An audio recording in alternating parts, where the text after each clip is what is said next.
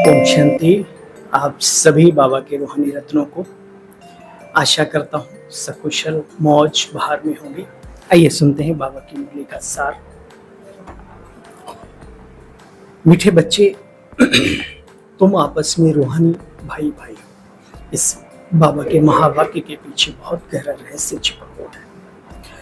मीठे बच्चे, तुम आपस में रूहानी भाई भाई हो। तुम्हारा रूहानी प्यार होना चाहिए। रूह है इमॉर्टल, अविनाशी, अजर, अमर। तो हमारा स्नेह जो रूहानी है वो कभी कम कभी ज्यादा नहीं होना चाहिए, किसी शर्त पे नहीं होना चाहिए। बाबा कहते बच्चे, तुम्हारा जो प्यार है वो भी अविनाशी और रूहानी। क्यों मीठे बच्चे, तुम आपस में भाई भाई हो, तुम्हारा रूहानी प्यार होना चाहिए। आत्मा का प्यार आत्मा से हो, जिस्म से नहीं। इस बात का पूरा ध्यान रहे। ढांचे से नहीं, हार्ड मास के ढांचे पर चढ़ा हुआ है चाम, है ना।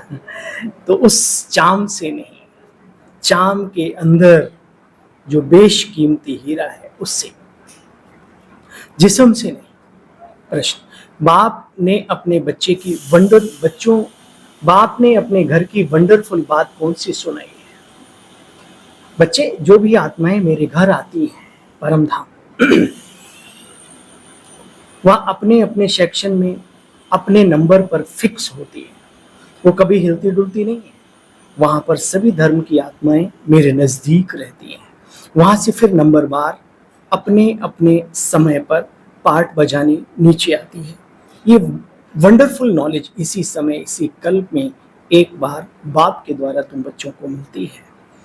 दूसरा कोई ये नॉलेज दे भी ना सके सिवाय उस ईश्वरीय सत्ता के, सर्वज्ञ के, सर्वशक्तिमान के, है ना। ओम शांति। बाप बैठ बच्चों को समझाते हैं। बच्चे जानते हैं हम सभी आत्माओं को बाप समझाते हैं। ऐसे कोई समझते नहीं दुनिया में, और न कोई ऐसे समझाते हैं क्या कि हे मनुष्य, हे आत्मन, अपने को अजर, अमर, अविनाशी आत्मा समझो। यहाँ बाबा समझाते और हम सब बच्चे समझते हैं।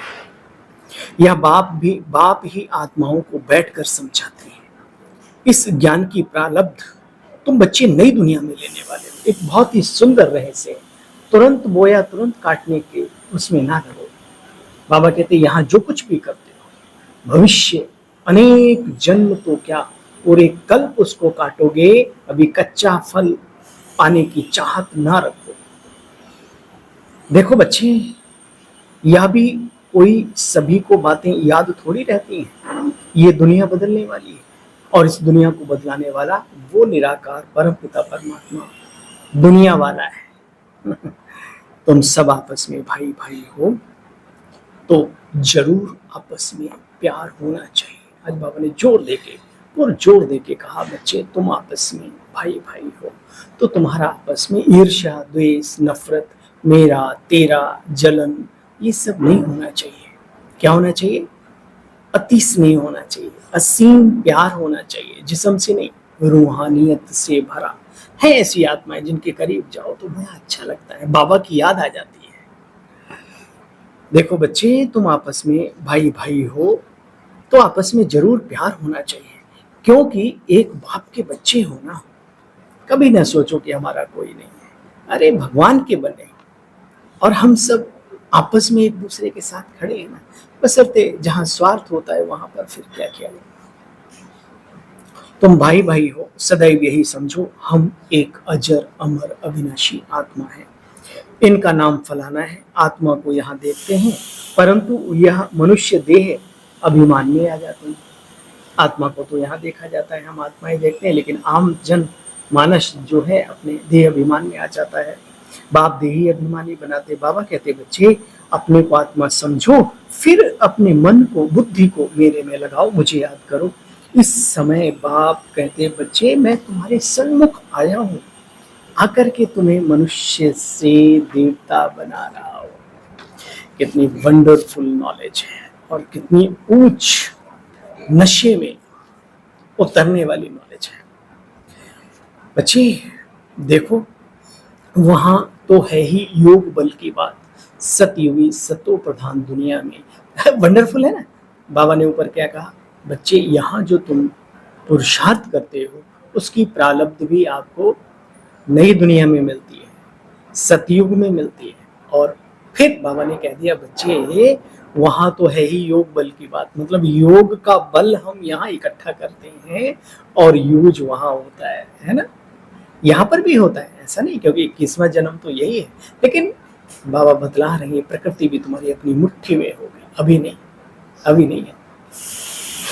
वहां तो बच्चे है ही योग बल की बात, योग बल से ही तुम बच्चे जन्मते हो। जो आत्माएं अति योगी होती हैं, अति स्नेही होती हैं प्रभु की, अति दिव्यता को धारण करने वाली होती, वो सबसे पहले आते हैं। उनका योग बल इतना प्रचंड होता है, बल इतना इकट्ठा हुआ होता है, ये प्रकृति ही गर्भ महल बन जाती है और उन आत्माओं को यूं ही शरीर बना करके दे देती है। जैसा कि शिव बाबा ने ब्रह्मा बाबा को साक्षात्कार में दिखाया था, आसमान से सितारे गिर रहे और अचानक ही कोई छोटा बच्चा, कोई कृष्ण, कोई राधे और ये राजकुमार राजकुमारी बन जाते हैं और रासलीला कर रहे हैं, मौज काट रहे हैं ना।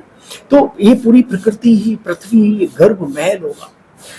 बाबा कहते बच्चे, आत्मा कहती है हम बूढ़ा हो गया हूं, शरीर पुराना हुआ है, साक्षात्कार हो जाता है कि अब मैं जाकर के छोटा सा बच्चा भविष्य में मिचू बनूंगा। हाँ भाई, जो शरीर से वृद्ध है उन्हें खुशी होनी चाहिए। विनाश से पहले अगर शरीर छोटा तो हम भविष्य में छोटा मिचू जरूर बनेंगे, घर में खेलेंगे कूदेंगे, अच्छे संस्कार लेके जाएंगे तो अच्छा संसार पाएंगे। अभी भी देखो बच्चे, हम जाकर छोटा बच्चा बनूंगा, आप ही शरीर छोड़कर भाग जाए, छोटे बच्चे में प्रवेश आत्मा कर जाती है। सतयुग की दुनिया में वहां दुख नहीं होता शरीर छोड़ने का।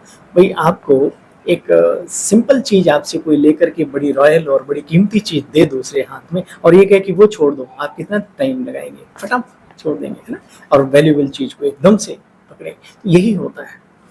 देखो बच्चे, ये पढ़ाई है, बाप की पढ़ाई कल्प में एक बार ही होती है। ये बातें तुमको कल्प कल्प एक बाप आकर के सुनाते हैं, इसको बात को बुद्धि में पक्का करना चाहिए। कल परसों की मुरली, कल और परसों की मुरली बाबा ने बार बार पक्का कराया, बच्चे ये बाप पढ़ाई पढ़ाते। निश्चय होना चाहिए ये पढ़ाई हमें किसकी है, कौन पढ़ा रहे, कोई मनुष्य नहीं। इसे निमित्त को नमस्ते करो, सम्मान दो, लेकिन बुद्धि में ये रखो। बाबा कहते यह बातें तुमको कल्प में एक ही बार बाप आकर के सुनाते हैं, बाकी तो सब जिस्मानी पढ़ाई है, उनको रूहानी पढ़ाई नहीं कह सकते। तो किस तरीके से पढ़ाई पढ़नी है वो भी बाबा बतलाते हैं। पढ़ने वाले कई तरीके के होते हैं, ढीले ढाले होते हैं, कोई थोड़ा कम एक्टिव होते हैं, कोई बहुत एक्टिव होते हैं पढ़ाई के समय पर। जो पढ़ाई के समय पर पढ़ाई में एक्टिव होते हैं वो जीवन में हर काम में एक्टिव होते हैं। अभी तुम बच्चे जानते हो हम आत्मा हैं, आई एम सोल, माई ये मेरा शरीर है, मम ये मेरा शरीर है। आई और माई का सारा खेल है, आई माना आत्मा, माई माना शरीर। अच्छा, तुम बच्चे हो आस्तिक, क्योंकि रचना और रचना के आदि मध्यंत को तुम बच्चे ही जानते हो। कोई अच्छी रीति जानते हैं, कोई थोड़ा कम जानते हैं, और कोई तो बिल्कुल भी नहीं जानते। ये किनके लिए बाबा कह रहा है? अपने बच्चों के लिए कह रहा है। बाबा बाबा करते रहते हैं और अपना जीवन को आगे बढ़ाते रहते हैं।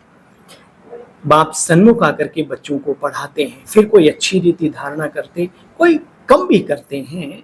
पढ़ाई तो बच्चे बिल्कुल सिंपल है और फिर बड़ी डिफिकल्ट भी है, दोनों ही चीजें। जो कमजोर हैं उनके लिए डिफिकल्ट है, जो शक्तिशाली है उनके लिए सिंपल है। अच्छा, मीठे मीठे स्किल बच्चों प्रति माता पिता बाप दादा का याद प्यार और गुड मॉर्निंग। रूहानी बाप की रूहानी बच्चों को नमस्ते।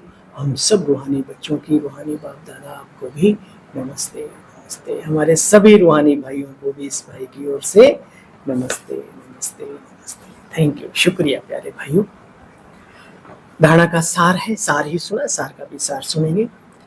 सदा याद सहज बनी रहे, उसके लिए चलते फिरते चिंतन करना है कि हम अजर अमर अविनाशी आत्मा है, परम धाम निवासी आत्मा है। हम इस धराधाम पर परम धाम से पाठ बजाने आए हैं। बाबा भी परम धाम में रहते हैं, वह अभी हमारे सन्मुख ब्रह्मातन में आकर के विराजमान होकर पढ़ाई पढ़ा रहे हैं। जैसे रूहानी बाप से आत्मा का प्यार है, बहुत सुंदर बड़ी बात बाबा ने कही। जैसे रूहानी बाप से आत्मा का प्यार है ना, हम सभी का भगवान से प्यार है। अच्छा, कोई जाने या ना जाने तो भी ईश्वर को किसी न किसी रूप से हर मनुष्य आत्मा प्यार करती है, कम या ज्यादा। जैसे रूहानी बाप से आत्मा का प्यार है, ऐसे आपस में रूहानी प्यार से रहना है। ये वंडरफुल बात है, ऐसे आपस में रूहानी प्यार से रहना है। आत्मा का आत्मा से प्यार हो, शरीर से बिल्कुल नहीं। आत्माभिमानी बनने का पूरा पूरा अभ्यास करना है। आज बाबा का वरदान है, हद की कामनाओं से मुक्त रहे, सर्व प्रश्नों से पार रहने वाले, सदा प्रसन्न चित्त भव। हद की कामनाओं से मुक्त रहने वाले, सर्व प्रश्नों से पार, सदा प्रसन्न चित्त भव। कामनाएं भी बेहद की करो ना, सबके लिए करो, है ना। शिव बाबा के कार्य के लिए करो, शिव बाबा के बच्चों के लिए करो। पर्सनल कामनाएं वो हद की कामनाएं होती हैं, पर्सनल करनी ही है तो पुरुषार्थ की करो, अच्छे पुरुषार्थ की, अच्छे जीवन की करो, दिव्यता धारणा की करो। अच्छा, बाप दादा कहते हैं बच्चे हद की कामनाओं से मुक्त जो बच्चे रहते हैं उनके चेहरे पर प्रसन्नता की झलक सदा दिखाई देती है। प्रसन्न चित्त कोई भी बात में कभी प्रश्न नहीं उठाते, वे सदा निस्वार्थी और सदा सभी को निर्दोष अनुभव करते हैं। किसी और के ऊपर दोष नहीं रखेंगे, चाहे कोई भी कैसी भी परिस्थिति आ जाए, चाहे आत्मा का कैसा भी हिसाब किताब आ जावे, परंतु चाहे शरीर का कर्म भोग आ जावे, संतुष्टता के कारण वे सदा प्रसन्नचित रहते हैं, वो हमेशा संतुष्ट रहते हैं। इसलिए दुनिया में कहा गया है, संतोषम परम सुखम परम धनम परम औषधम। जो संतोषी होता है वो तन मन दोनों से स्वस्थ भी रहता है। स्लोगन है आज का, व्यर्थ की चेकिंग अटेंशन से करो बच्चे, ढीले ढाले नहीं। व्यर्थ की चेकिंग अटेंशन से करो बच्चे, अलबेले रूप में नहीं। ओम शांति, ओम शांति। आप सभी बहन भाइयों को रूहानी प्यार रहे सदा बरकरार, इसलिए प्रभु की छत्र छाया में रहो सदा मौज और बहार। ओम शांति।